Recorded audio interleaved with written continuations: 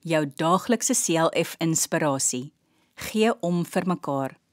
Dra mekaar se laste en gee op die manier uitvoering aan die wet van Christus. Galasiërs 6 vers 2. Die lewe vandag is so gejaagd. Ons het amper nie tyd om al ons eie dinge te doen nie. Baie keer sien ons nie eers ons vriende of familie se nood raak nie. Tog herinner Paulus ons daaraan dat ons mekaar se laste moet help dra. Die wet van God verwag ook van ons om ons naaste lief te hê soos onsself. Jesus is vir ons die voorbeeld van hoe om vir mekaar om te gee. Dink net 'n bietjie na oor hoe Jesus mense gesond gemaak het.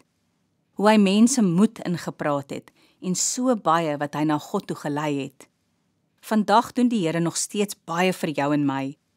Kom ons volg Jesus se voorbeeld en help ander mense om gelukkig te wees. Troos mense wat hartseer is. Praat hulle wat moedeloos is moed in en gee die honger mense iets om te eet. Kom ons bid saam.